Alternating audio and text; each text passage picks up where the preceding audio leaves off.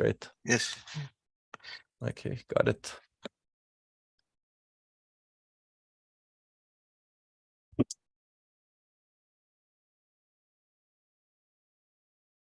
Yeah, we are live now. Okay, great.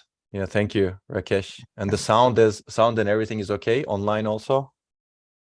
Just a moment. Yeah, if you could check, that'd be great. Yeah.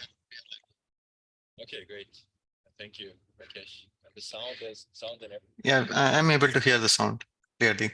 Okay, on the live stream, right? Yes. Okay, excellent. Yeah, I think we can get started. I just need to first get things recorded. Just give me a second. How do I do that? More. Okay, record to the cloud.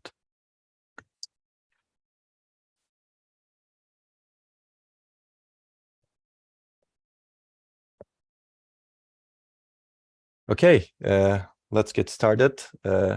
Thank you for inviting me to give this talk at the IEEE Custom Integrated Circuits Conference educational session. I'm going to talk about memory-centric computing. This is going to be more of an educational tutorial about the state-of-the-art in memory-centric computing. And we'll cover a lot of state-of-the-art works as well as motivation for in-memory computation in today's systems. I'm coming from a more architectural perspective. We're going to cover a lot of architecture, circuit interactions, as well as architecture and system interactions, and a lot of workloads to discuss the state-of-the-art in memory-centric computing. I'll start with a motivation from the workload side. If you look at the systems we build today, computing is bottlenecked by data. And data is really key for many applications. Machine learning, artificial intelligence, genomics. Important workloads are all data intensive. They require rapid and efficient processing of large amounts of data. And on top of this, data is increasing. Basically, today we can generate more data than we can process in many domains. And we want to do increasingly sophisticated things on the data that we generate. I'm going to give you some examples from the genomics domain, but clearly this is important in neural networks with the growth of large language models that are being quite popular right now, and the artificial intelligence applications that build on them, and also the deep neural networks that are used in many, many domains today. We are able to actually enable new applications, but this comes at a cost. Essentially, the growth of the neural networks requires more computation power, as you can see over here, and more memory requirements as well. And you can see that both of them are exponentially growing as neural network sizes grow. And this is a beautiful talk that was delivered by the CTO of Cerebras, Shan Li. If you're interested, you can watch this online.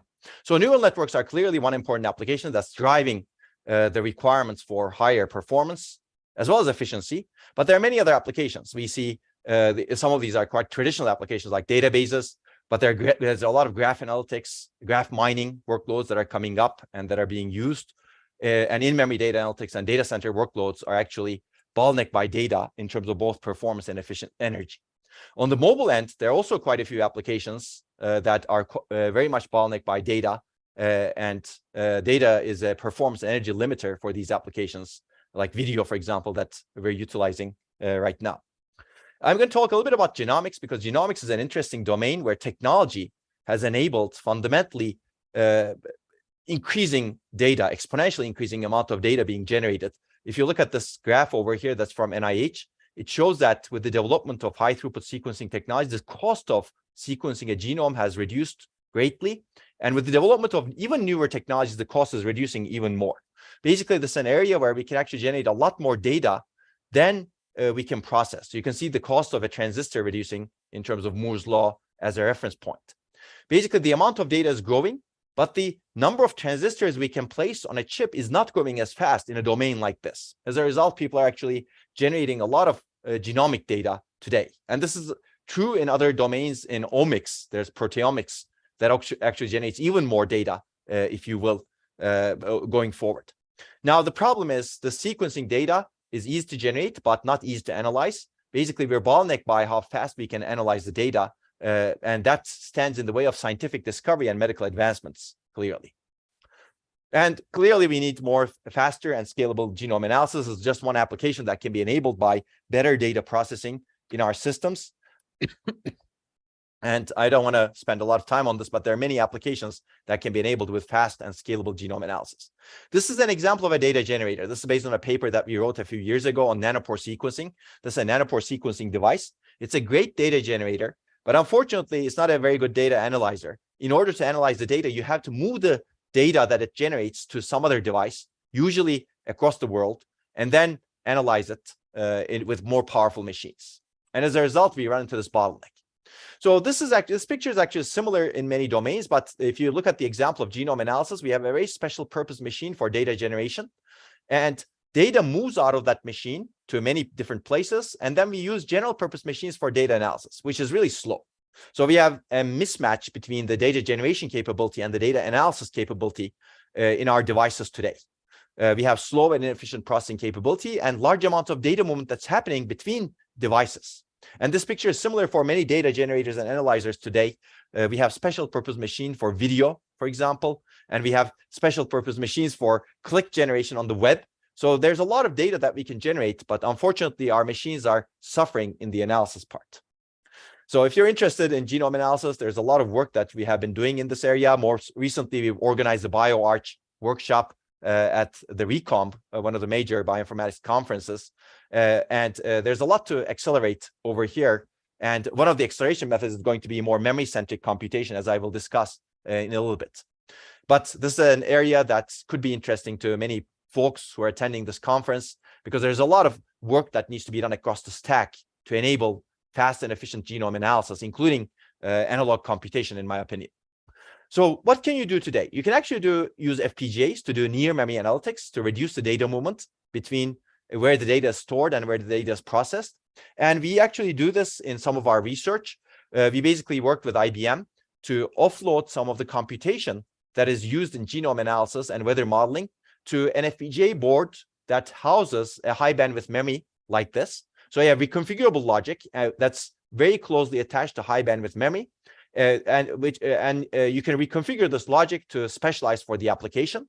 And we did that for genome analysis and weather modeling so that we can enable the use of very high bandwidth memory at also low latencies provided by that memory. And if you do this specialization carefully, you actually can get significant performance and energy efficiency improvements. These results are representative of some of the workloads that we've examined. And you can see that you can get more than an order of magnitude performance and even more than 2 orders of magnitude energy efficiency improvements compared to a general purpose CPU. And if you're interested, you can read the paper that I mentioned.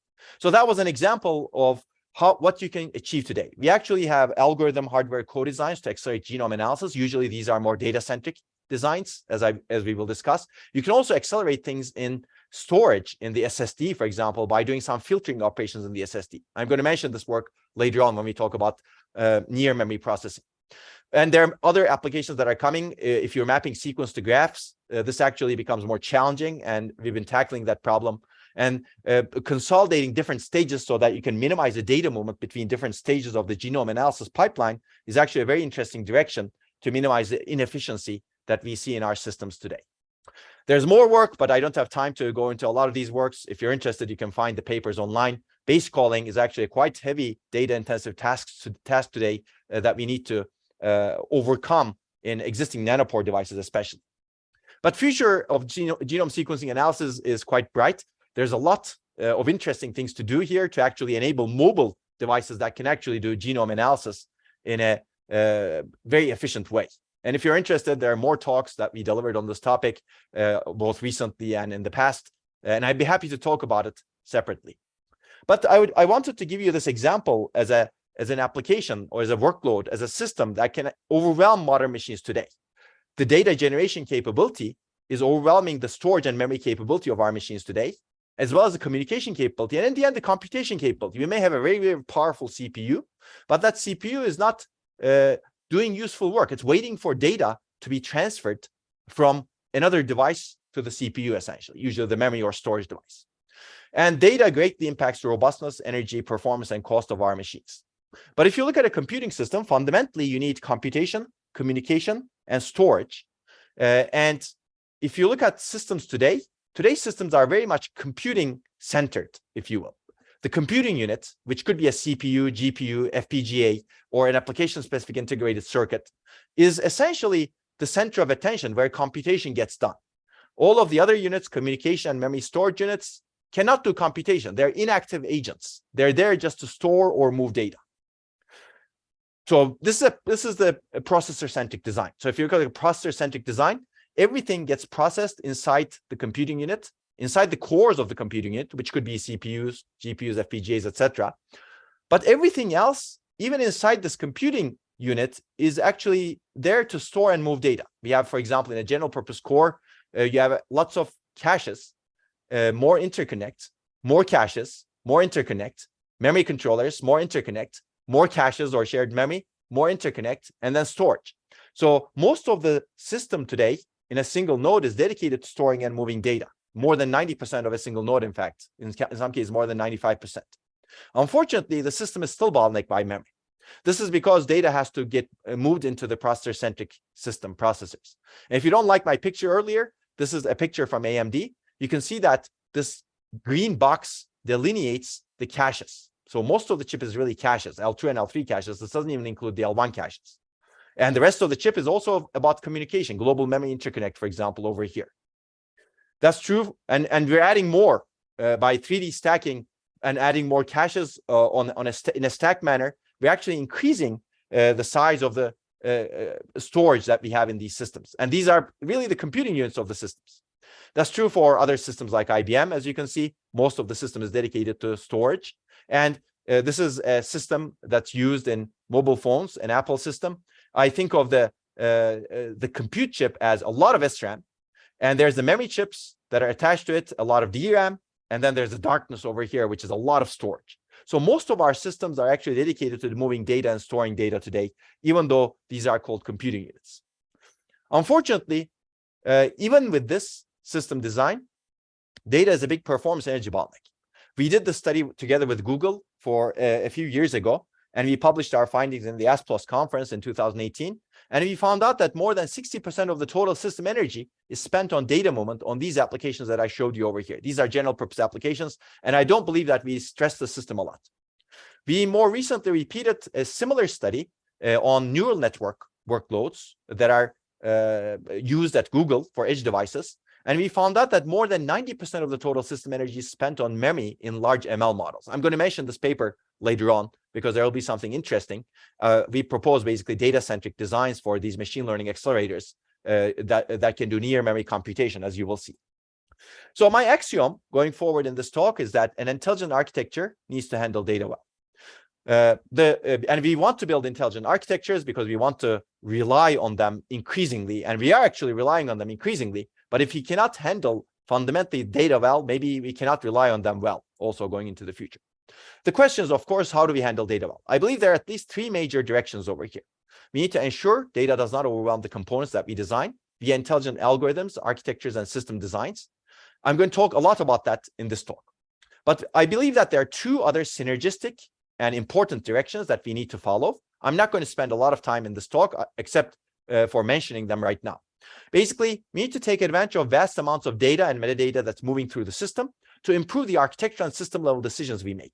For example, when we design a controller today, that controller can actually improve itself by observing the data and making inferences out of the data so that it can improve its policy. For example, a memory controller can become a reinforcement learning agent that learns from experience, that learns from the decisions it makes in the past based on the data and metadata that's flowing through the system. That's true for the caches, that's true for main memory, that's true for interconnect, that's true for routers. Basically, can we have intelligent agents that are more data-driven decision makers that improve based on experience? So I believe there is a lot of work to do in terms of using machine learning to improve our decision making in our system architecture controllers today. And the third direction, which is also synergistic, is that we want to know more about the data. Data has a lot of characteristics, and we would like to discover these characteristics and convey them to the underlying architecture so that the underlying architecture can improve its algorithms in various metrics. For example, data has security characteristics, criticality characteristics, approximability characteristics, compressibility characteristics, locality characteristics, and you can keep adding to it. When we design a controller, almost none of these characteristics are actually exposed or even discovered, if it's possible to discover in hardware. what happens is the controller makes decisions based on the component's characteristics. For example, if I'm designing a memory controller, the controller looks at whether this bank has the row open. And if the row is open and the row matches the request that I'm actually currently have in my request buffer, I maybe schedule that particular request first.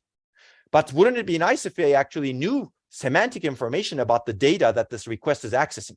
Is this data security critical so that I should not open any side channels? Maybe I should actually serve this request alone so that there are no side channels that are opened up to convey information about this particular request to other requests that may be potentially eavesdropping on what we're doing in the system. So these three directions are actually what we call data-centric, data-driven, and data-aware architectures. So if you would like to make architectures more data-centric as opposed to processor-centric, I'm going to mention that a lot in today's talk. We would like to make the architectures data-driven as opposed to architectures that are making decisions based on designer, human-driven heuristics. And finally, we would like to make architectures making decisions based on the data characteristics or in a data-aware manner, as opposed to more component characteristics and component-aware manner. So that's kind of the vision for the future. We're going to focus on the first part of the vision, but the entire vision actually requires revisiting the entire stack. I believe we need to rethink how we design computing architectures today from the very core functions of our devices, the circuits, the logic, microarchitecture, interfaces, system software, languages, and algorithms, all of it, essentially. But I believe that we can get there step by step. This is not going to happen overnight, of course, but we really need to examine how do we actually take the small steps to actually get to the big picture. So if you're interested in this vision, we have written an invited article at Date and given an invited talk in 2021. I'd be happy to talk about it separately as well. But let's jump into the data-centric or memory-centric part of this vision. So if you want to look at an architecture that's data-centric, this also has a lot of properties inside. The first property is processing data where it resides or where it makes sense. This is going to be the subject of this lecture, processing in and near memory and sensor structures, essentially. But we also need to make our data access much lower latency and lower energy.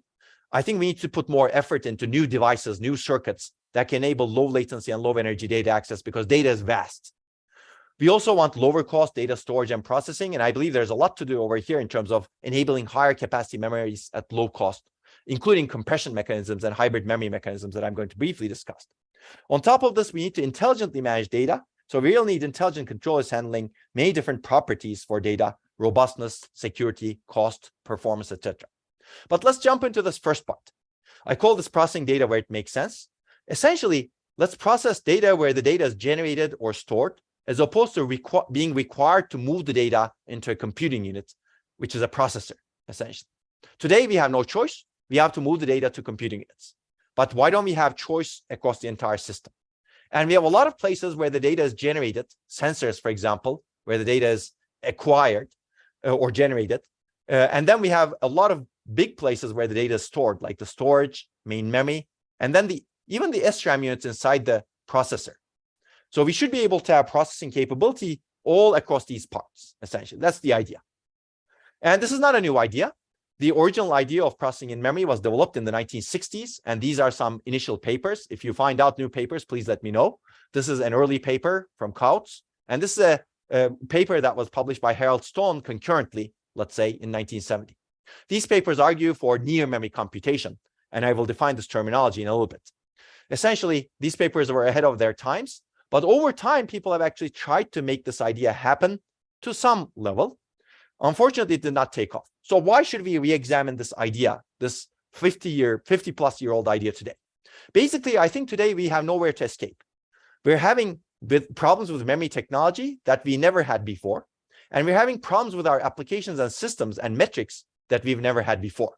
And both of these are kind of squeezing us in the middle to actually do in-memory computation or near data computation, as we will discuss. So the problems we're having with technology scaling is that technology scaling in memory is not going well, especially in main memory, but it's also for some storage technologies, but also for SRAM technology as well in some cases.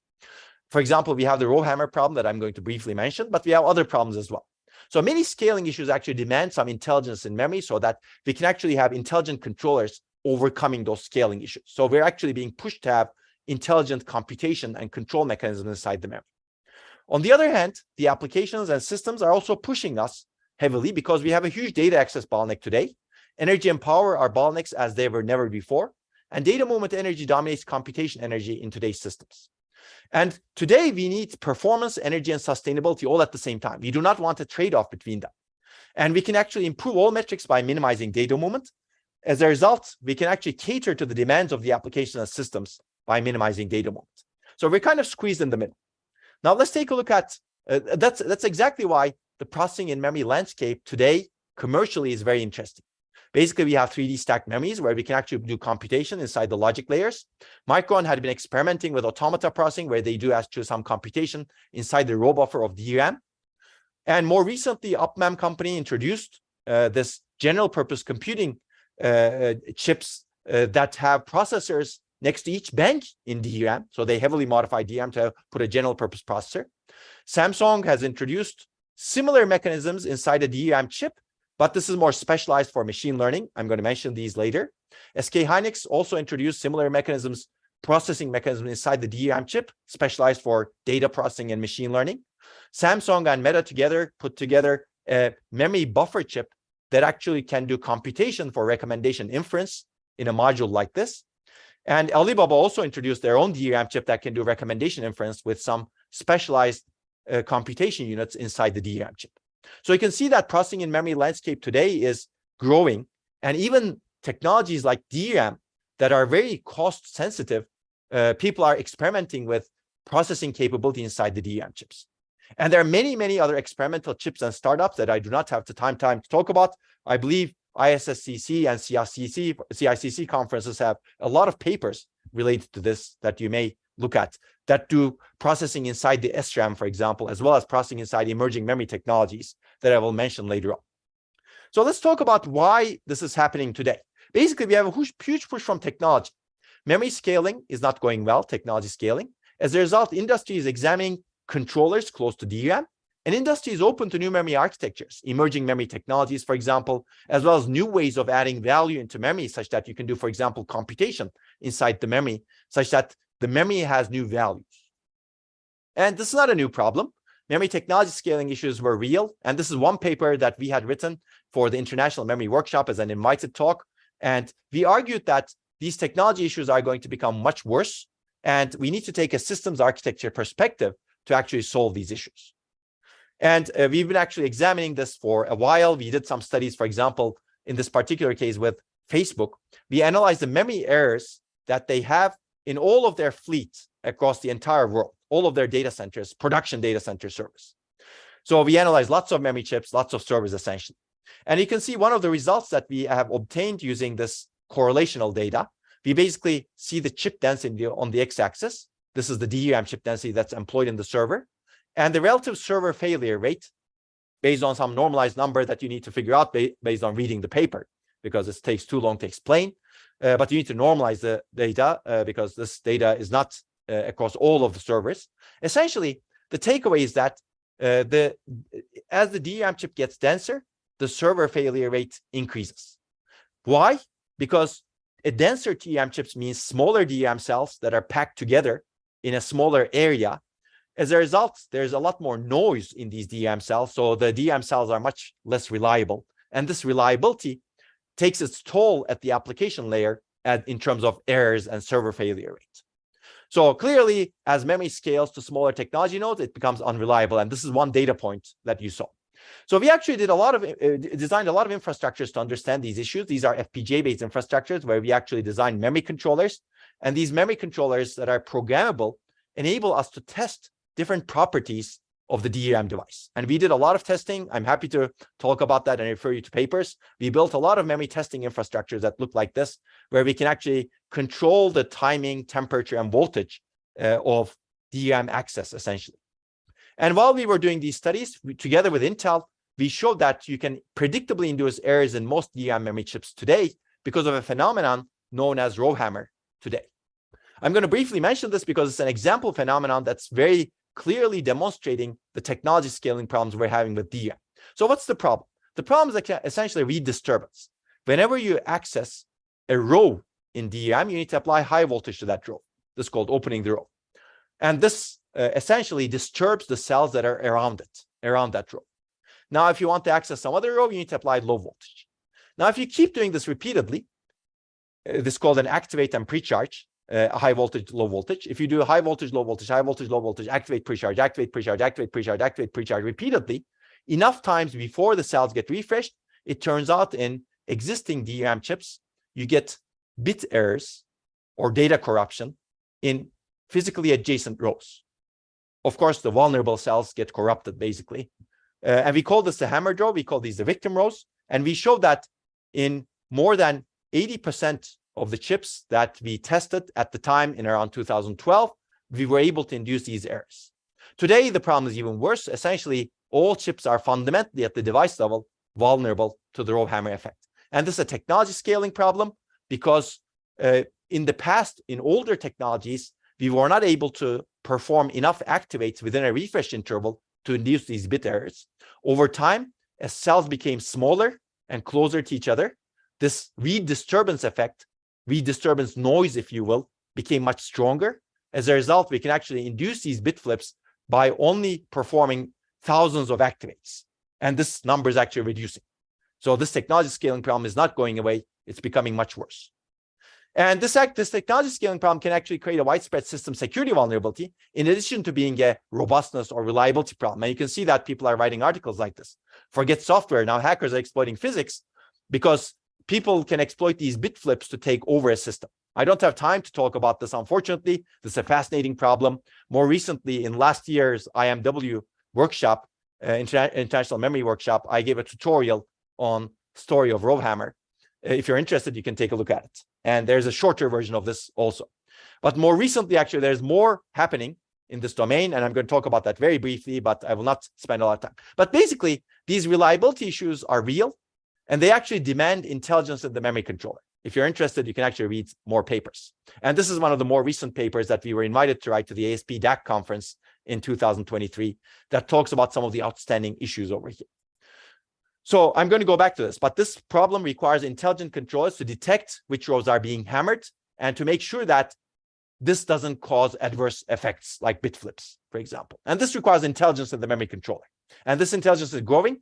DRAM manufacturers are actually putting intelligence into their memory chips to handle this. But this is not the only scaling problem. There are potentially other scaling problems with DRAM, for example. So why don't we actually have multiple different technologies in our system? Maybe DRAM and then phase change memory, or STT-MRAM, or maybe different types of DRAM in our system customized in different ways. This is the idea of hybrid memory. And you put together multiple different memory technologies that have complementary or different characteristics. And you design the hardware and the software to manage the data allocation and movement to achieve the greens of each technology as much as possible, while avoiding the reds of each technology as much as possible. And that's the idea of hybrid memory. And this sort of solution to a scaling problem also requires intelligent controllers.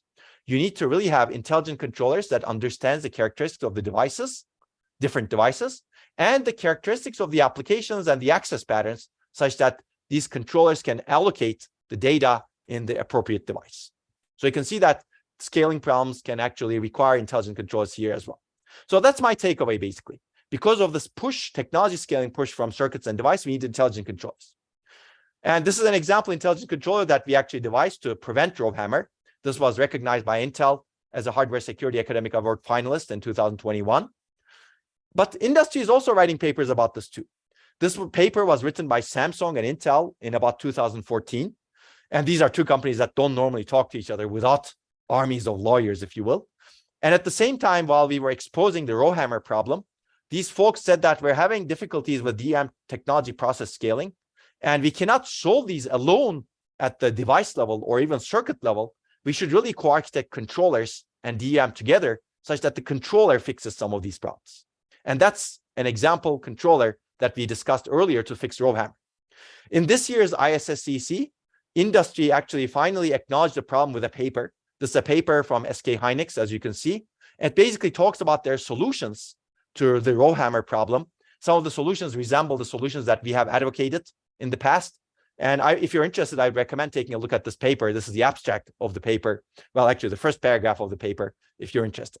But basically, industry is adding logic, intelligent logic, to its DRAM chips today at hardware cost to actually fix this problem.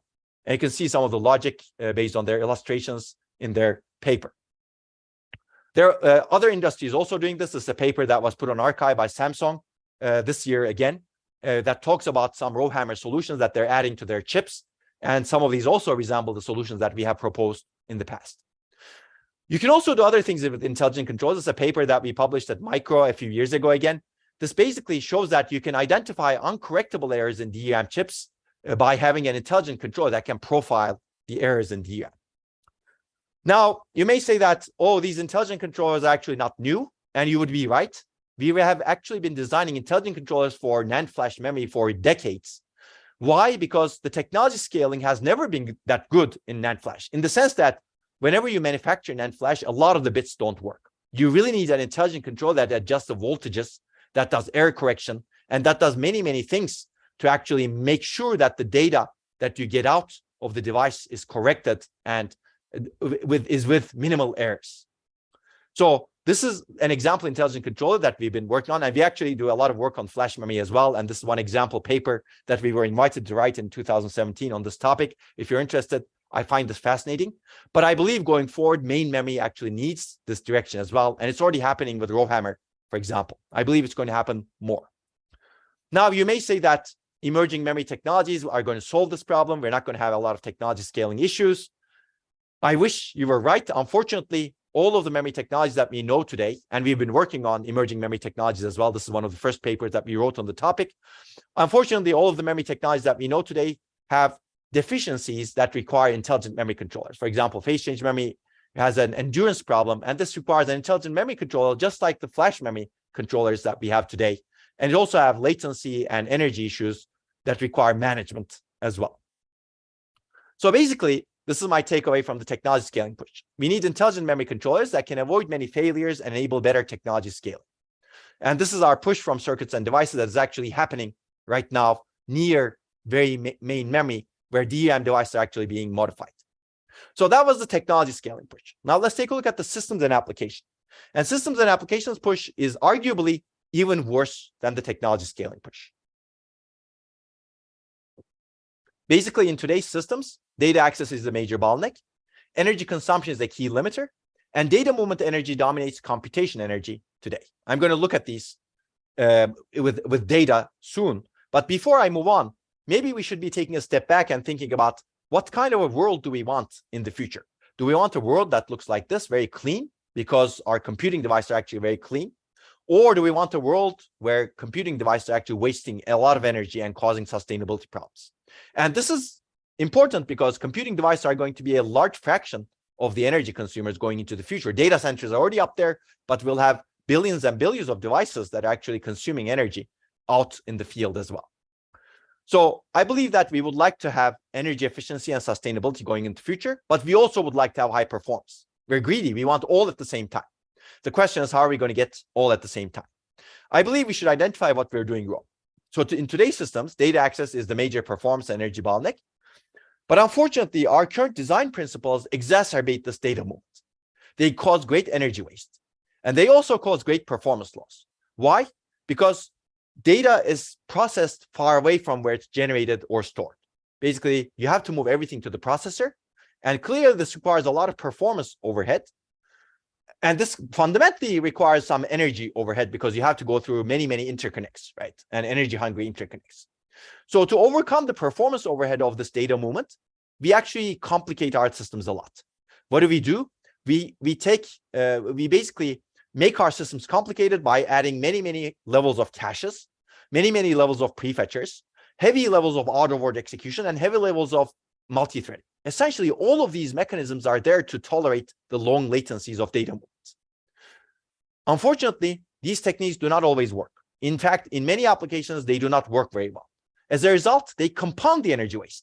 They're there, they increase complexity, but when they don't work, they actually increase the energy waste in the system as well because they're wasting a lot of energy. And you have to query these mechanisms, for the caches, for example, to actually figure out that you need to go to the memory, for example. So basically, we're in a vicious cycle today. We have a lot of energy waste because we're moving data all around. And to overcome the performance impacts of that, we actually complicate our systems that causes even more energy waste.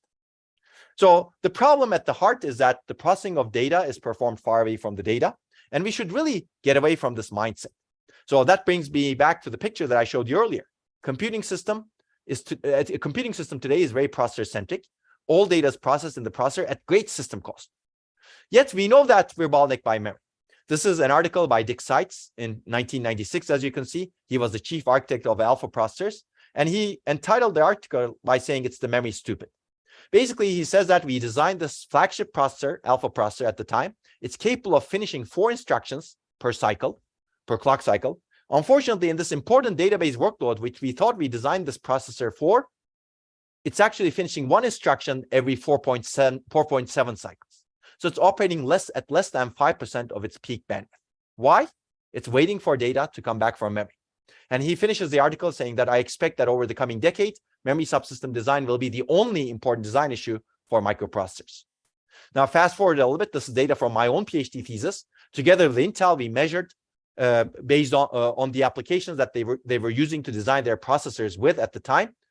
And we found out that most of the time is spent waiting for memory to return the data. And this is the paper if you're interested. Now, fast forward about 10 years again, this is data from Google. Google reported in this beautiful ISCA 2015 paper that most of the time, the processor that they employ, the flagship Intel processor that they employ in their data center is waiting for data to come back from memory. And these are all of their data center applications according to Google. Only a very small fraction of the time, 10 to 20% of the time, the processor is finishing instructions. And they have a lot of beautiful analysis. If you're interested, you can take a look at this paper. I'm going to mention this paper later on as well. So basically, we have a very heavily processor-centric design today. As a result, we have a grossly imbalanced system. Processing is done only in one place. As a result, data moves a lot. This is energy inefficient, low performance, and complex. And we make the system more complex because we bloat the processor and the accelerators so that we can tolerate this data access from memory. We have complex hierarchies and mechanisms. This makes things even more energy inefficient and complex. And when these mechanisms don't work, in many cases, it actually takes away from our performance because all of these resources could have been used for something else, right? And that's why I have this picture early on. Most of the system is dedicated to storing and moving data, yet the system is still bottlenecked by memory because we're very processor-centric. Now, that was a performance perspective. Let's take a look at the energy perspective. Energy perspective is actually even worse. This is data that I borrowed from Bill Daly from his high peak keynote. Basically, a complicated double precision arithmetic operation is 20 picojoules. A DRAM read or write is 16 nanojoules. That's 800x difference. Now, 800x may be a little bit extreme for these comparison, but a memory access today consumes between 2 to 3 orders of magnitude the energy of a complex addition. Then the question is, do we really want to bring the data to perform a cheap energy cheap arithmetic operation so that we can actually to perform this arithmetic operation? Because bringing 2 pieces of data consumes 2 DRAM reads, and then writing back the data consumes 1 DRAM write. Do we want to exercise 3 times 800x the energy just to perform a simple operation? In order to be able to overcome the energy overheads and the performance overheads of this, we really need a lot of locality in that data. And today's systems, we don't have that much locality really in the applications.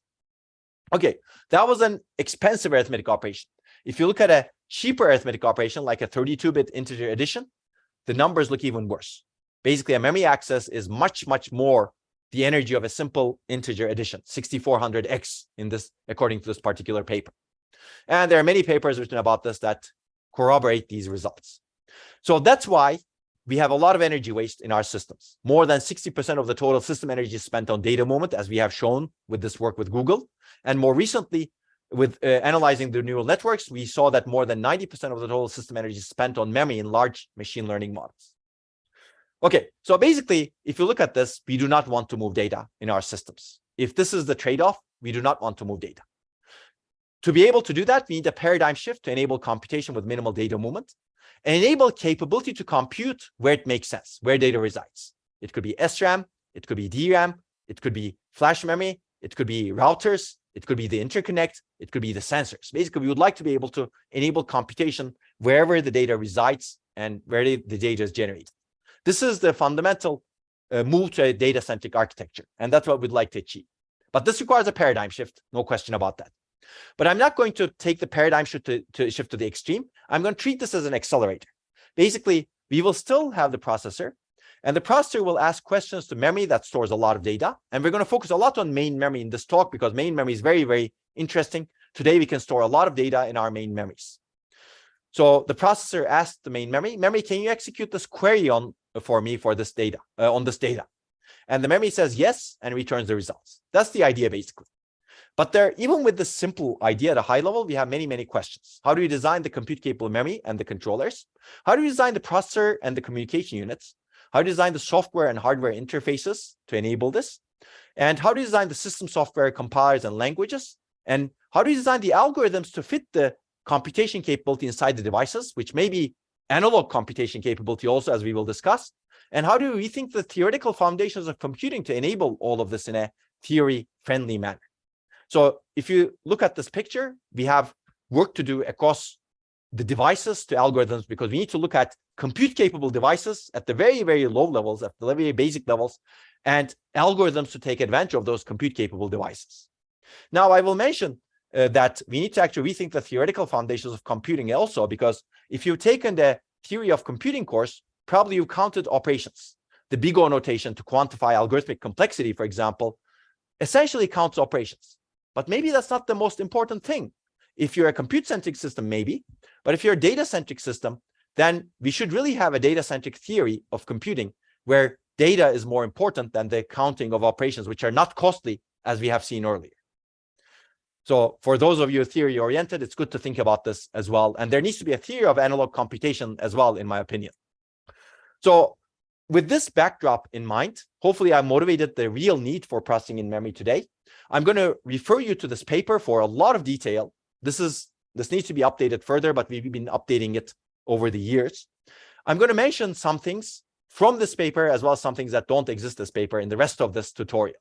But this is a paper that would go well with your understanding of the tutorial if you're interested. So we cover a lot of concepts that I'm going to cover over here, as well as we'll talk about adoption today as well.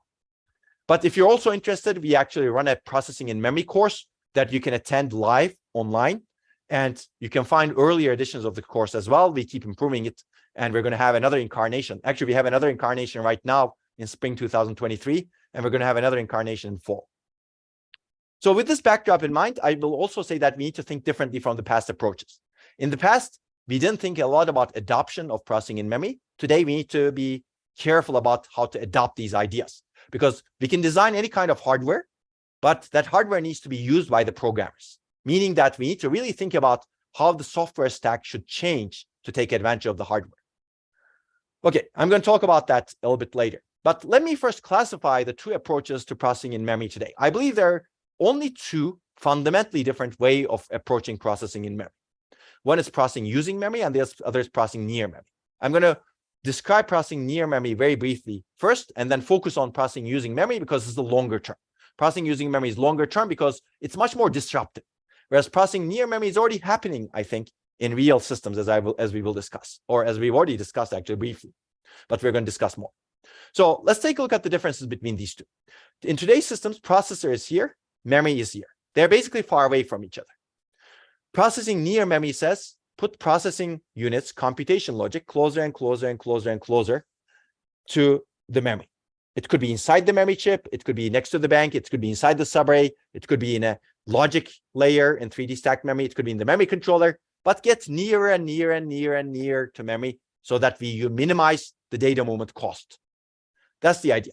So in a sense, because it's very similar to today's systems, this is not fundamentally that disruptive. It's easier to program, easier to adopt. And we're going to see that. That's why this is happening in modern devices, systems today. Processing using memory is fundamentally different. This is the processor. This is the memory. Forget about the processor. We only have memory. What do we do with it? Can we do computation with it? And that's the idea, basically. Use the fundamental operational characteristics of the memory device to also perform computation. Analog computation in many cases, but the memory device can also have digital to analog converters, of course, and analog to digital converters. So this is the idea, basically. Use the memory device to take advantage of it so that you can do computation. And essentially, all memory devices have this capability. We just need to figure that out and use it appropriately. So I believe that this is longer term because this is actually more disruptive. It's a different execution model. It doesn't require new logic. But I believe going forward, we will need to combine these approaches so that we can take advantage of processing in memory in the best way. So as I said, I'm going to start with processing using memory, which is more disruptive and longer term. So the idea, as I mentioned, is to take advantage of the operational principles of memory to perform bulk data movement and computation in memory. You can exploit internal connectivity inside the memory chip to move data. You can exploit analog computation capability, and you can change things. You can actually add more connectivity to do better. You can actually add some more computation capability near the cells. So there are many examples over here. I'm going to give you some examples. I'm going to start by cheating. I'm actually not going to talk about computation first. I'm going to talk about data copy and initialization, which is actually quite important in existing systems. We actually do a lot of data copying and initialization in our system software, operating systems, data center software, etc., by forking processes, zero initialization, checkpointing, virtual machine cloning, page migration, etc. In fact, Google, in the paper that I mentioned earlier, showed that in their entire data center workloads, 5% of the execution cycles is spent on only 2 function calls, memmove and memcopy. This is fascinating. Only 2 function calls account for 5% of the execution cycles. And this is data movement and initialization. So how do we do data movement today? If you want to copy a page in memory, the white page to a black page, you have to go through the processor. Basically, you have to bring the data byte by byte into the L1 cache or the memory controller, at least if you do the direct memory access, and then copy the data byte by byte to the destination page and then right back to the destination page. Now, this is clearly very costly because you exercise a very important resource, which is the memory bus, and also pollute the caches, etc. Wouldn't it be nice if we actually added the capability to memory and told the memory, can you copy this source page to the destination page for me without disturbing anybody else? And that's the idea over here, in-memory copy. This is low latency because we're going to take advantage of the internal connectivity inside the memory. This is low bandwidth utilization. It doesn't waste memory bandwidth, which is precious. This doesn't cause cache pollution, but you could eliminate that today by doing this through the memory controller. This has no unwanted data movement in the system, basically, because you keep the data movement inside the memory chip. And I'm going to show you a mechanism that takes a 4 kilobyte page copy from 1046 nanoseconds to only 90 nanoseconds, unoptimized, and from 3.6 microjoules of energy to 0.04 microjoules. These are significant improvements, and they make a difference at the application level. I'm going to give you the fastest way of doing this in DRAM. In fact, this requires almost no modification to the DRAM chip. So the basic idea is this is a DRAM subarray. You have the row buffer. And when you activate a row, if you want to copy a source row to a destination row, you first activate the source row, which brings the data into the row buffer, which is the sense amplifiers. Now you've successfully copied the data into the row buffer. The next step is to activate the destination row, which implicitly deactivates the source row and connects the sense amplifiers to the destination row, which means that the data captured from row A into the row buffer now drives row B. So you capture the data into row B. That's the idea, basically. Based on the operational characteristics of DRAM, by doing 2 consecutive activates, you can get a row-to-row copy with minimal latency. And this is negligible hardware cost if you want to do it reliably. Now, the interesting thing is, people have shown that by violating the timing parameters in existing DRAM chips using customized memory controllers, you can mimic this operation reliably, because violating the timing parameters such that you reduce the back-to-back activate duration to a small amount of time actually enables the DRAM chip to perform this row clone operation. So even though the DRAM chip is not designed for this purpose, today you can do it in most DRAM chips. That's amazing, and that's fascinating. Imagine what you can do with future DRAM chips that are designed to do analog computation. So as I mentioned, this actually leads to significant latency reduction and energy reduction for copying one row to another row. Ignore these other parts. Basically, we actually support this copy between banks and between subarrays, but these have improved with different mechanisms. But it's not going to be as fast as, unfortunately, the within subarray copy that I described. Okay, if you're interested, you can read the paper. And this is a paper that showed that by violating the DRAM timing parameters, you can actually perform row clone operations in existing DRAM chips. This is a Compute DRAM paper, and you can take a look at it also. They used the infrastructure that I mentioned earlier, that we built the soft-MC infrastructure to test reliability issues in DRAM, and they showed that by violating the timing parameters, you can actually get this row clone operation. And we actually built on that work to show that an end-to-end system, to provide an end-to-end FPGA-based framework that anyone can use that can perform row clone as well as true random number generation, which I'm going to talk about briefly next. But anyone can use this platform. Basically, it's a RISC-V based FPGA board, and we have a DRAM chip where we violate the timing parameters so that we can actually perform row clone operations. And this is open source, as I mentioned. You can download it, and you can actually get end-to-end system numbers. We have actually a lot of software support to enable this page copying through the operating system as well. And it's if people are interested in using it, we'd be happy to help. There's a lot more to cover in this direction, but I don't have time. You can take a look at lectures. But I will mention that we have a mindset over here. And our mindset is that memory is an accelerator. Memory is a specialized accelerator right now for copying rows or initializing rows, for example. And what better place to do that than memory? Because if you're initializing millions of rows, it's much faster to do it using the row clone operation that I mentioned, compared to bringing everything into the CPU. Imagine initializing a 1 terabyte database, for example. So basically, that's the mindset. Memory is similar to a conventional accelerator, except it doesn't have the downsides of conventional accelerators, which are all memory bound in the end, because they're sitting on the left side of the memory bus. Whereas memory is sitting on the right side of the memory bus. You don't have to go through the memory bus to access main memory. And that's the interesting part of this accelerator. So as I said, I cheated. I've given you examples from essentially copy and initialization, but we can also do computation. Basically, in real DRAM chips, we can support AND or NOT and majority. I'm going to mention how at low cost using the analog computation capability of DRAM. Basically, activating multiple rows concurrently performs computation. I'm going to show you that. And this leads to significant performance energy improvements. This is also, and this is a paper that introduced the idea. We had an earlier computer architecture letter paper in 2015 that talks about AND and OR, essentially. New memory technologies enable even more opportunities, and there are a lot of them. I'm not going to mention these a lot, but these can operate on data even more with minimal movement, because fundamentally in DRAM, reads are destructive, but in emerging memory technologies, new memory technologies, that's not the case because they happen to be non-volatile. So there's a lot more opportunity over here. I'm going to mention a little bit of this in some number of slides soon. But let's take a look at DRAM. So we can do triple row activation in DRAM so that we can get a majority function. And I'm going to demonstrate that now. Basically, imagine that you have 3 rows in DRAM. I'm showing you only 1 bit cell capacitor over here connected to a single bit line. But imagine that this can happen in an 8 kilobyte row, for example.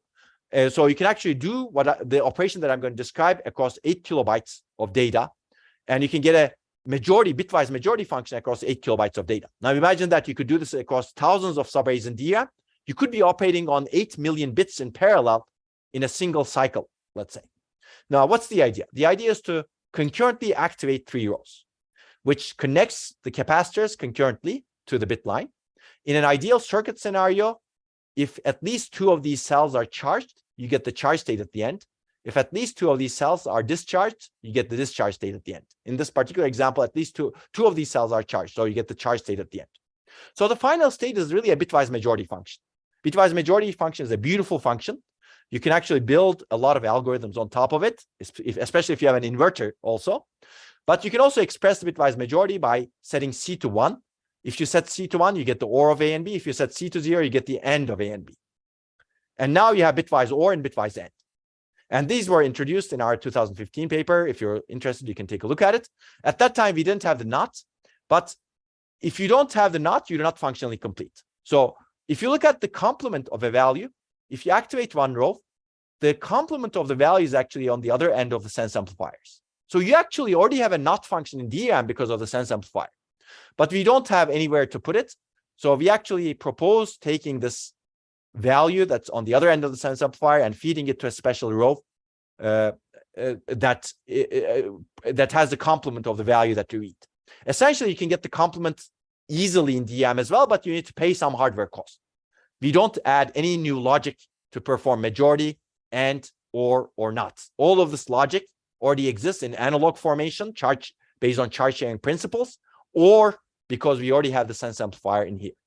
So that's the beauty of this, in my opinion. Now we can do any bitwise operation in DRAM, and we can be functionally complete because we have majority and NOT, or AND and NOT, or and NOT, essentially.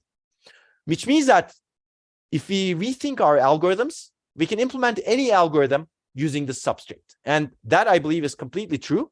But some algorithms are better fit for the substrate because they already operate on many, many bits in a bit parallel manner. For example, databases use indexing using bitmap indices.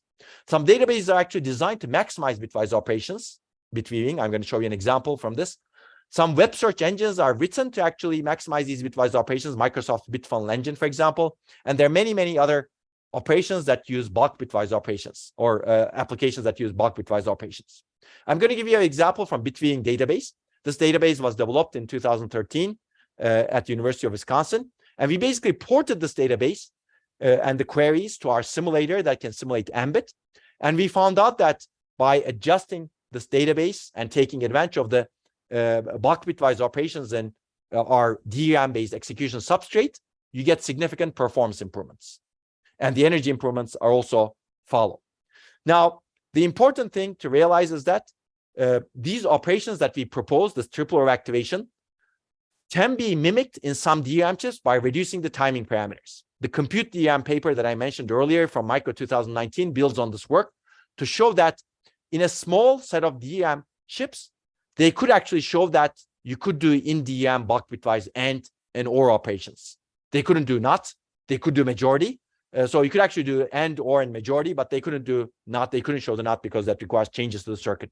So by violating the timing parameters, some DRAM chips are already capable of this. Now, the reason why some of them don't seem to be capable is because you may not have figured out how to violate the timing parameters, because we're violating the standard right now. So if the DRAM chips are actually designed to support this operation, we believe this could be made a lot more reliable.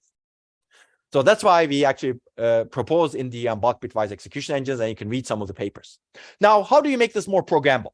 That was one of our next steps, essentially. And this is one work that we published at ASPLOS a few years ago to make this idea more programmable. I'm going to give you the basic idea and some results.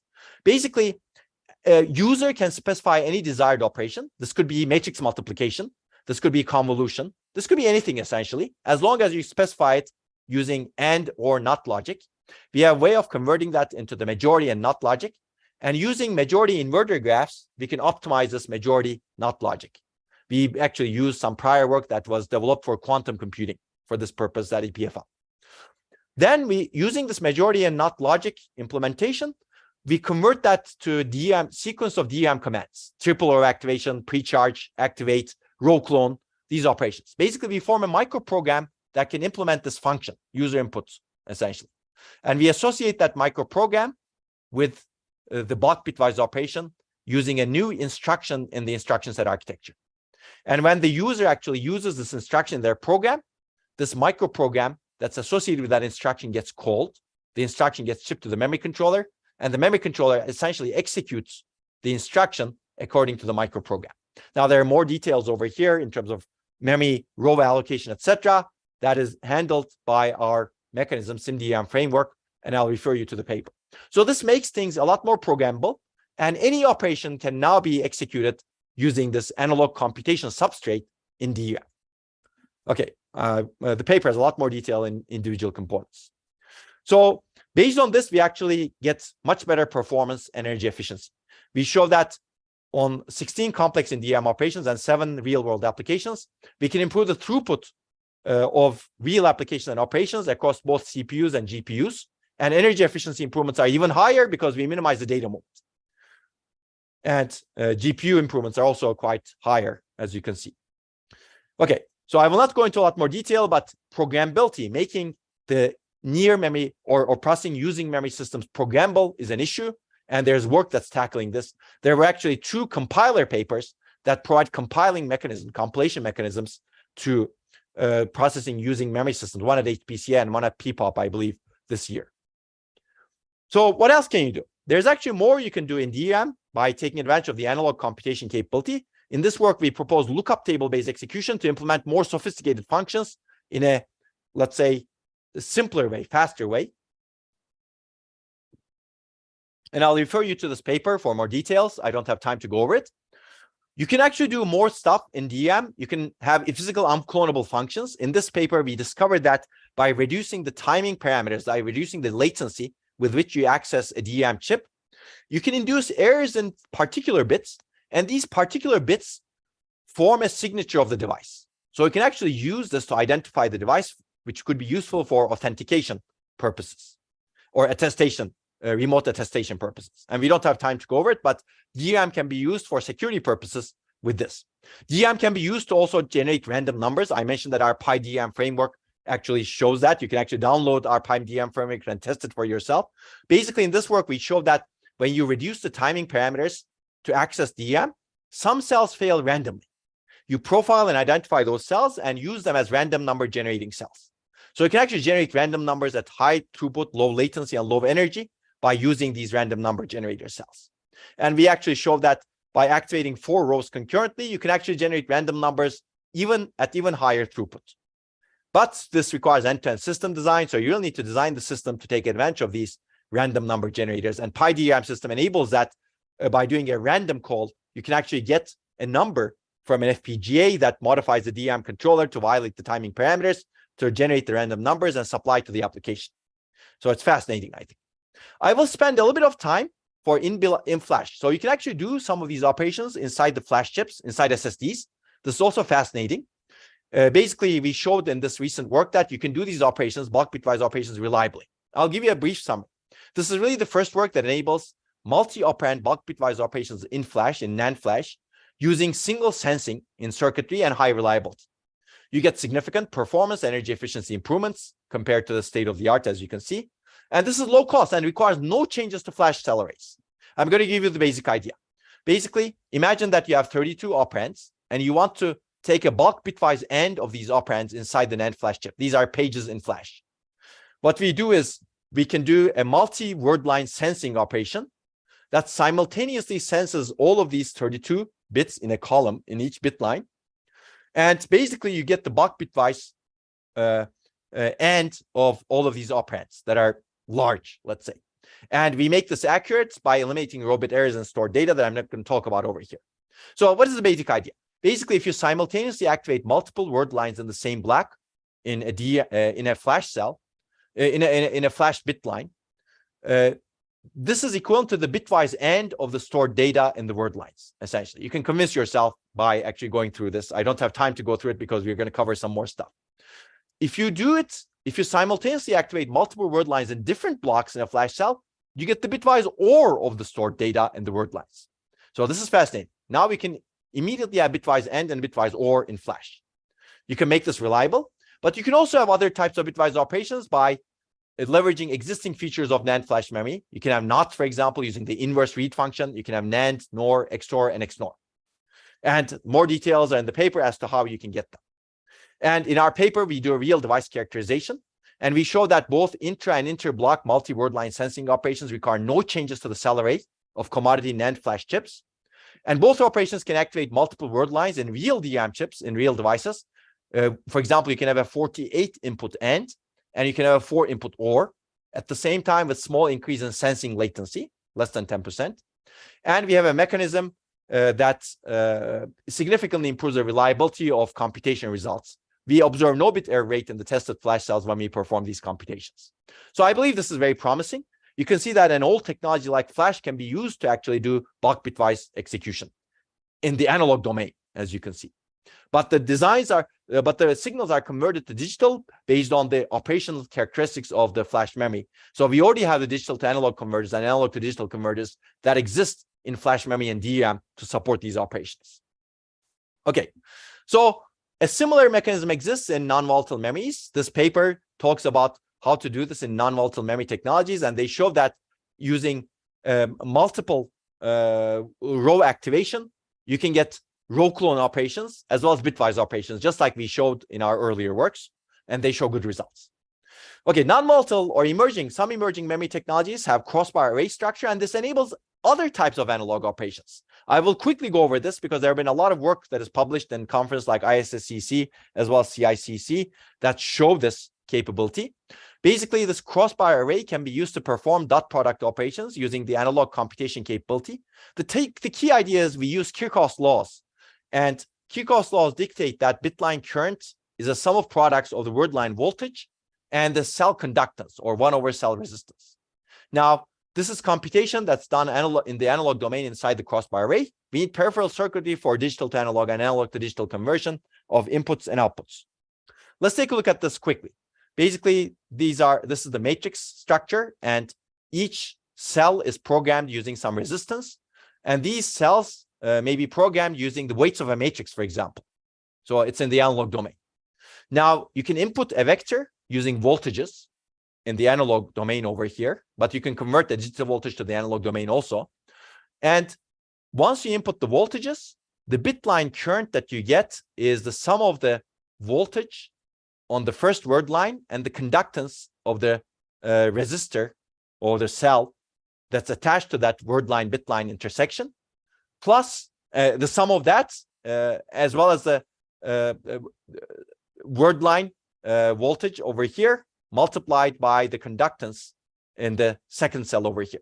Basically, you sum up the current flowing through the bit line, and you have a dot product of the analog voltage and the analog conductance in the cells that are stored. Basically, you have a matrix over here multiplied by a vector of inputs. So this is beautiful because now you have matrix multiplier. Now, there's a lot more you need to do to make sure that this is reliable. So there's other circuitry that people add to make sure you can perform other operations in neural networks. But people essentially show good results based on this, and people actually have demonstrated prototype chips.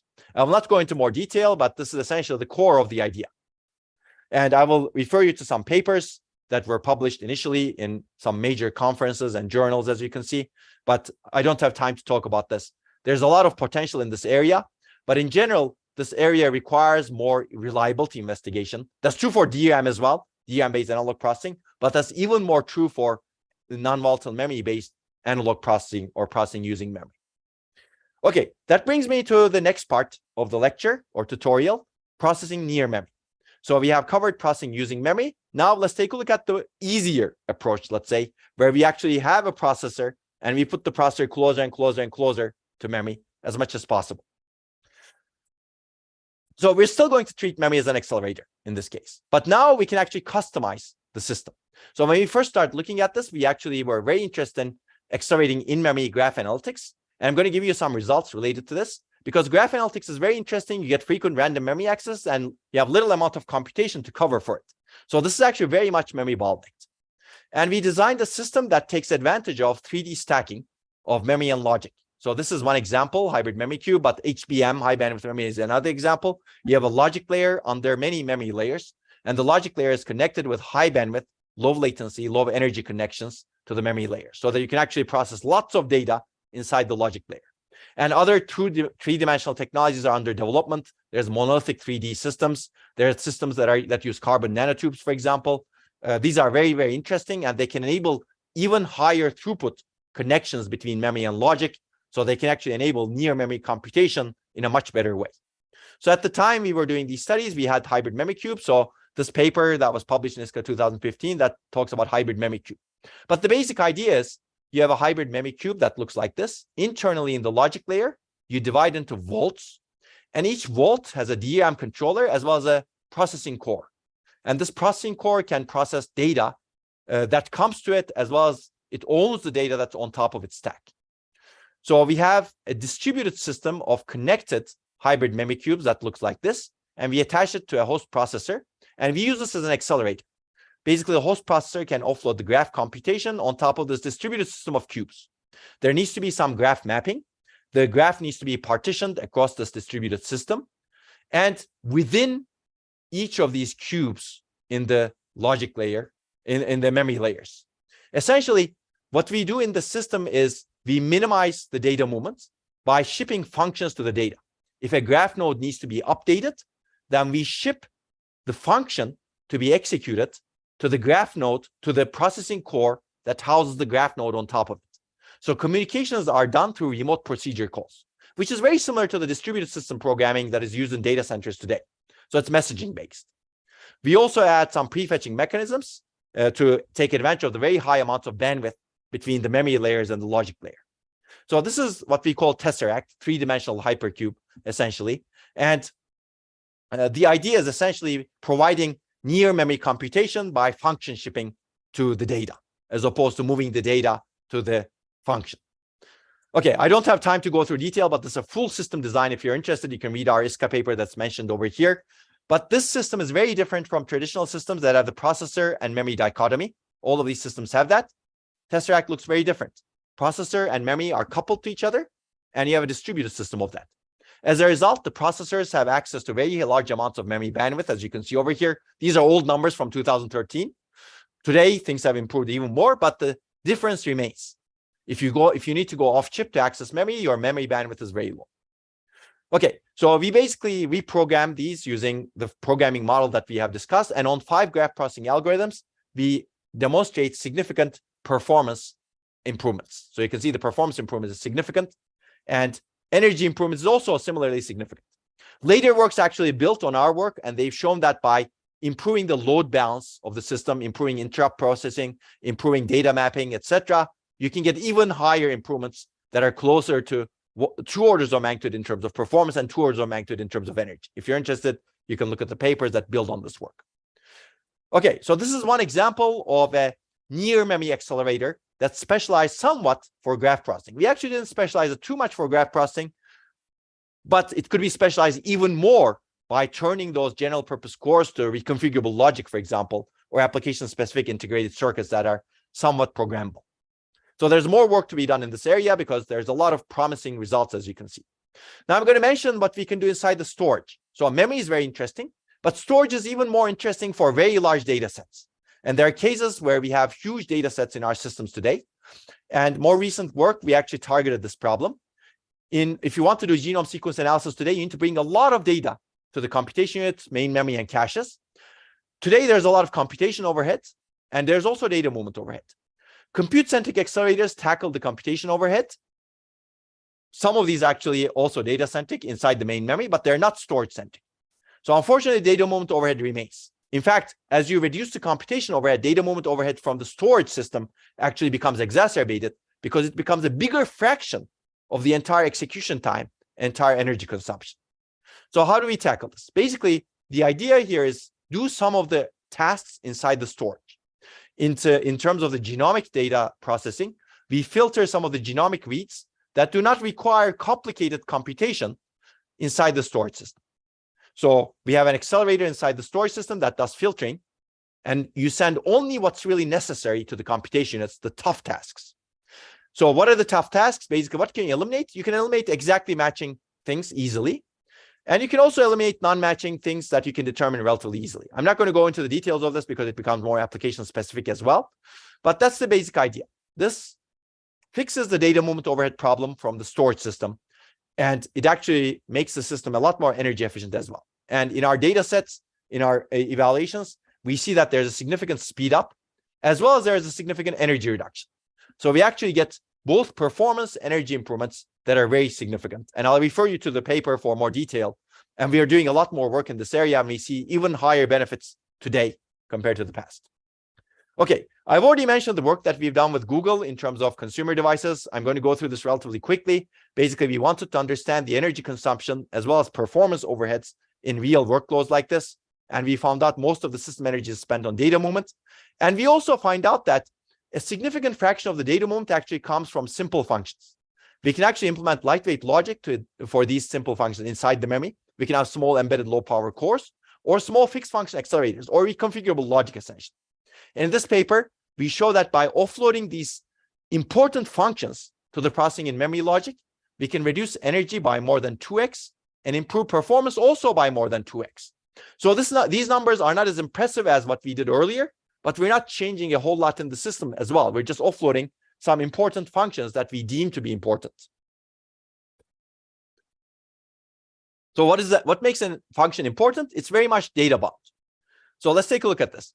So in machine learning inference, for example, a significant fraction of the inference energy is spent on data movement. And we found out that most of this data movement is coming from simple operations like packing and unpacking and quantization.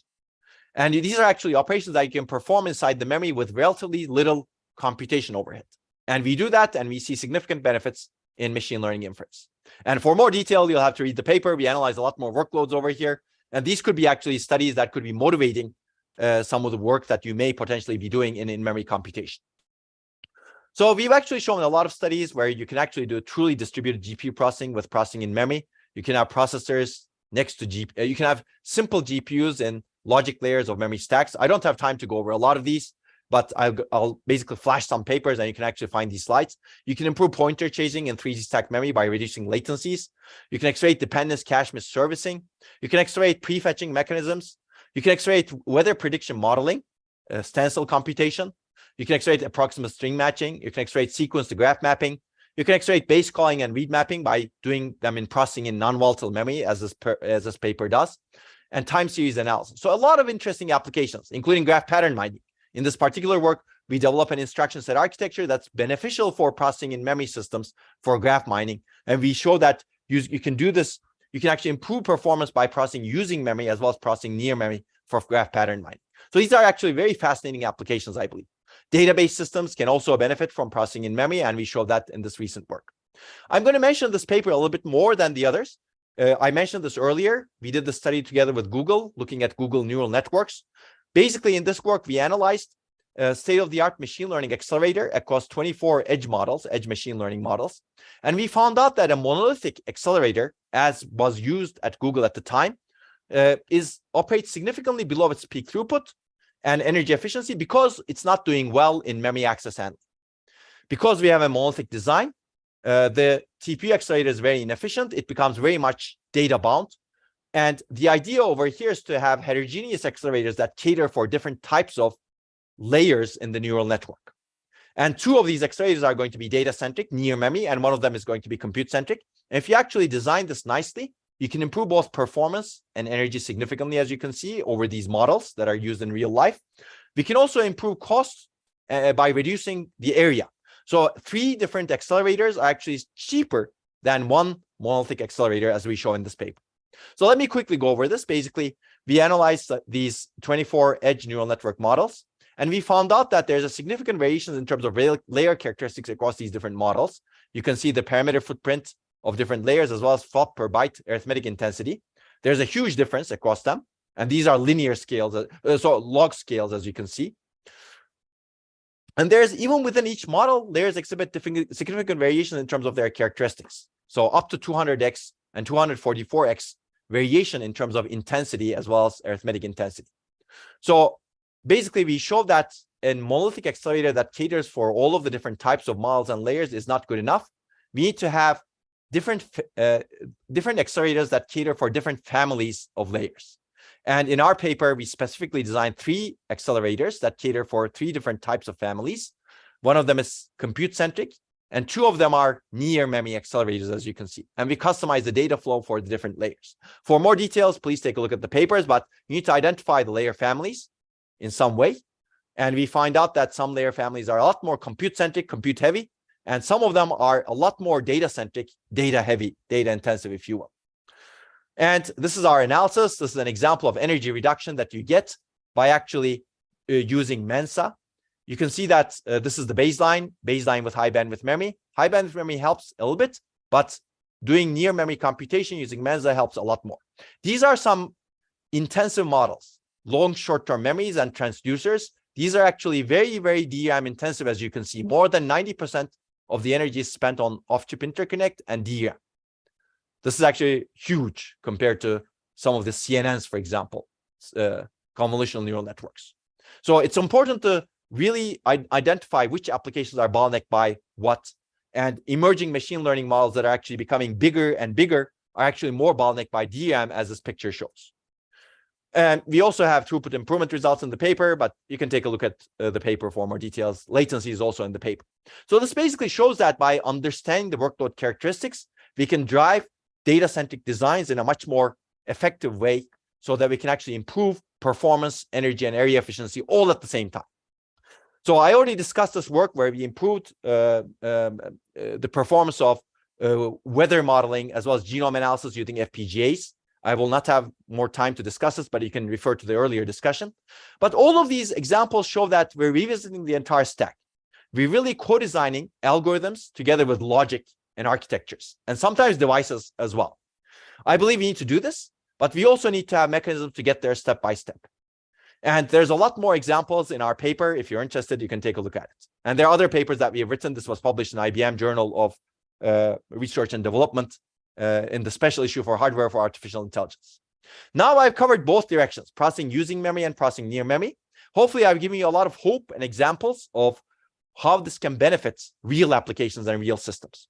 Ideally, as I said, we need to really combine these approaches so that we can get the best of both worlds. And also, we need to do processing using memory and near memory in many different memory components, as well as sensing components. So we need to have acceleration in all parts of our systems, essentially. But of course, this leads to adoption challenges. You can design any hardware. If you don't foresee and handle the adoption challenges, that hardware may not be adopted. And there are many possible adoption challenges. Applications and software. How do we actually program these things? What is the programming support that we provide? Is it really difficult to program? What is the system and security support that we provide?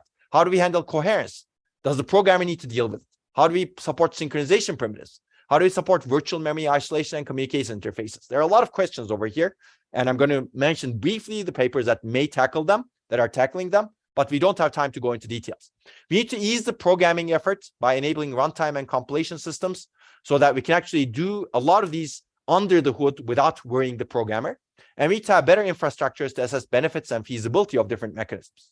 So there's a lot over here, as you can see. I believe all of these can be solved with a change of mindset. I think that what's really limiting us is actually mindset to move to the data-centric paradigm. Okay, let me take a look at the time quickly. I think, yeah, we're running out of time, so I'm going to go through this relatively quickly. Basically, we need to revisit the entire stack. That's why I've shown you a lot of examples from accelerating key applications. You can take a look at them. Again, I've flashed this earlier. I'm not going to go through these in detail again. We need to think about how to keep things simple, and there are papers that are being written that talk about how to minimize the complexity of processing in memory systems. PIM-enabled instructions is one example. I'd recommend you take a look at it. There are papers that are written on making coherence simple when you partition the work between a processor and memory. And this is an important problem because existing coherence mechanisms don't work well. We need new coherence mechanisms that are introduced by papers like this. How do you support synchronization is important, and there are papers that talk about that. How do you support virtual memory is important, and there are papers that talk about that also. So there are actually a lot of adoption barriers that we need to solve. But the good news is processing in memory is happening in the real world today. As I showed you this picture, if I actually was giving this talk 3 years ago, I couldn't have shown a lot of these things. And a lot of these works have been published recently. There's a lot of analysis. And I'm going to refer you to the real processing in memory tutorial that we've been holding at conferences like HPCA. You can actually find the live stream of this as well as the slides of this online. We have held the most recent one at ASPLOS. You can also find the live stream as well as slides online. And there's an upcoming one at the ISCA conference where we will actually have another session that talks about real processing in memory systems. This is an example of a real processing in memory system, the UpMem system. Here, each DRAM chip has computation units with it. Next to each DRAM bank, you have computation capability. These are general purpose systems, general purpose computation units. And these are real systems. We've been writing papers about it. This is Juan giving a talk describing the processing units, the general purpose processing unit next to the DRAM bank. These systems have significant amount of computation, 2,560 of these processing units inside the entire memory system. Now, if you're interested, you can read our papers. There are clearly some limitations over here, and there are presentations that are given by us in different venues. Now, this system, because they have not modified DRAM to actually put significant amount of computation capability, this system tends to be compute bound. So you will need memory bound workloads to take advantage of the system. And some of the operations are not supported very well. As a result, not all workloads benefit. So you need to actually figure out which workloads benefit, and you need to rewrite your code to benefit from the system. But if you actually are able to do that, you can outperform CPUs and GPUs significantly. But in some of the other workloads, that's not the case. So basically, you need to figure out how to take advantage of the system, whether your workload is fit for the system. And you also need to minimize communication between the different DRAM banks because there is not good enough communication support in the existing systems. So if you're interested, there's a lot more over here. And we've written multiple papers on this topic. We've actually released benchmark suites from many different application domains. You can actually use them, contribute to them. These are all open source.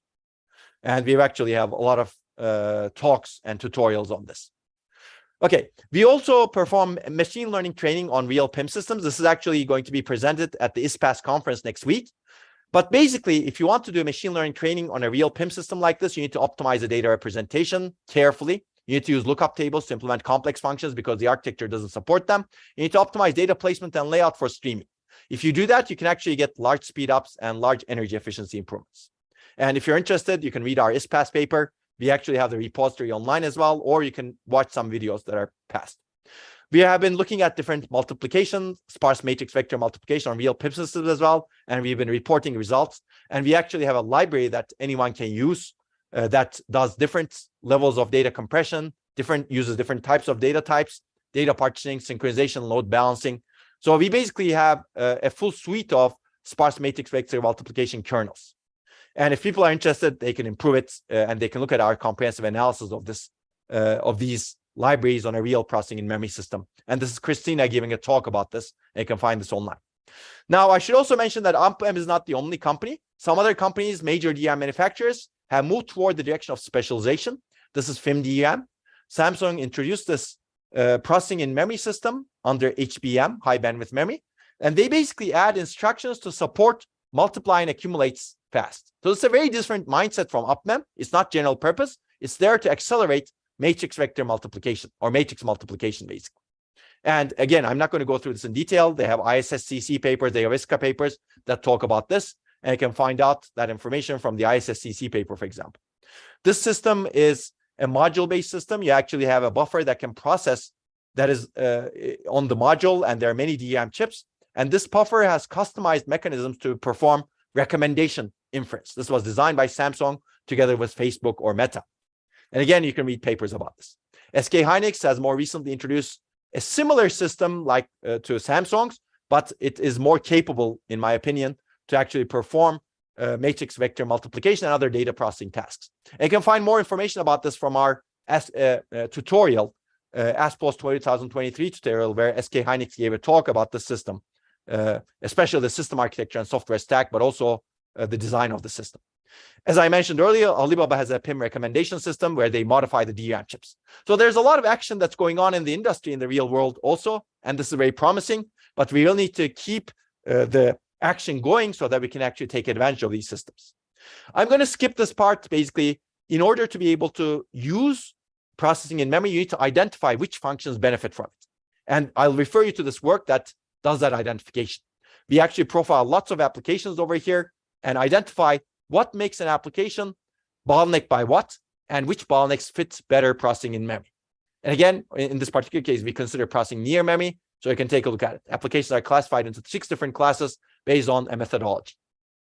And this is all open source. The benchmark suite and toolchain are open source, so anyone who is interested in doing research or development in this area can use this, and we're very happy to receive feedback. Okay, so I'm getting to the end, basically. We would like to design fundamentally energy efficient systems, and this requires us to be data-centric. We would like to design fundamentally high-performance systems. That also requires us to be data-centric. Basically, we need to, if we want to get high-performance energy efficiency both at the same time, without running into a trade-off, we need to move to data-centric systems. And these systems should really minimize data movement when it's really reasonable to do so. There's a lot more information in our past tutorials, although this is going to be the most up-to-date tutorial after it's done. But you can look at older tutorials for more information that goes into more detail, because these are longer tutorials. And I'm going to mention the PIM course also, as I've already mentioned. Now, let me conclude. So I believe that we must truly design systems to be balanced, high performance, energy efficient, all at the same time, to design intelligent systems going into the future. This requires us to design our systems to be data-centric, data-driven, data-aware. In this tutorial, we focus on the data-centric systems, which enable computation capability inside and close to memory. Doing so can lead to orders of magnitude improvements. I've shown you a lot of examples. Hopefully, there will be many more examples to come. This can also enable new applications and computing platforms, I believe, like genome sequence analysis platforms that can be mobile and portable. This can enable a better understanding of nature, in my opinion, because nature is fundamentally data-centric, in my opinion, and based on what we know about the brain, for example, and who knows what else. I believe the future of truly memory-centric computing is bright, but we need to do the research and design across the entire computing stack, all the way from devices to circuits to algorithms, system software, compilers, languages, architectures, microarchitectures. Hopefully, that will enable us to build data-centric, data-driven, data-aware system. And I believe this architecture over here possesses all of those characteristics. So we should be designing architectures, perhaps, that are more aligned with nature if you really want to truly understand the nature. But as I said, we need to revisit the entire stack, and this conference is closer to the bottom of the stack, but This doesn't mean that we should ignore the top parts of the stack, and vice versa in other conferences as well. We also need to exploit good principles, and I've actually communicated a lot of these principles without explicitly mentioning them. But more than anything else, I believe we need open minds to move to a data-centric system. And I will refer you to some papers at this point. I will acknowledge the funding that we have been receiving from our partners and governments. Thank you for that, and please keep it coming. And more than anything else, I will acknowledge my research group who have done the research that I've described. And you can find out more about our research in the newsletters that we have. Some of these are the faces that have done this research. And this is the most recent newsletter, although we are going to release a newsletter very soon. All of the papers that I mentioned are online. Artifacts are online. We actually do open source a lot of our tools, and you can see a screenshot of our open source tool repository. And we actually organize a lot of special research sessions and courses that you can find online. This is at ASVL Sci 2022. As I mentioned, we have a lot of courses online. You can attend these online live stream on YouTube, ask questions, and also specially designed processing in memory courses that we cover a lot of concepts that I discussed today in more detail. And I will invite you to the tutorial that we're organizing at ISCA in 2023 on RealPEM. And there are other courses that are synergistic, as you can find this information in our slides.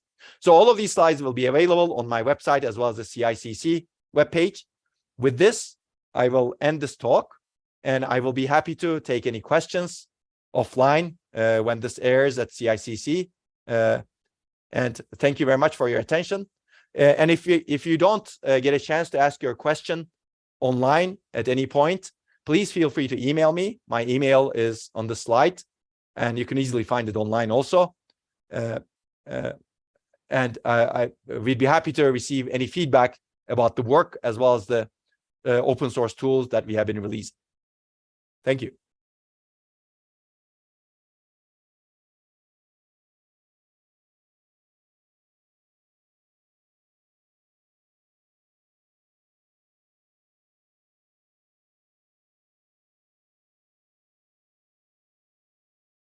Okay, there's one question on the live stream that I just saw. I would like to tackle that.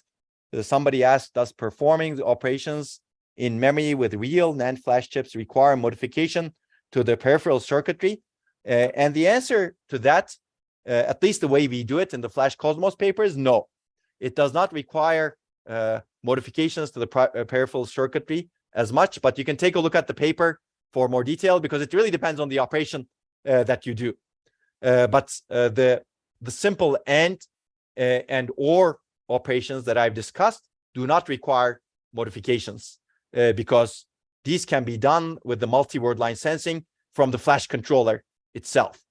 But more sophisticated operations that were proposed by some other works that are not Flash Cosmos may require changes. But I would refer you to the paper that we published at Micro 2022 for the way that we did it. So basically, the takeaway is that it depends on what kind of operation you want to perform, but the bitwise AND and bitwise OR operations that we mentioned in our paper don't require modifications. And some of the other operations that we mentioned, like bitwise XOR and bitwise NOT, also don't require this modification because these operations are already supported by the peripheral circuitry in flash chips. Okay. I think if there are no questions, no further questions, I will conclude the live stream as well. And hopefully I will see you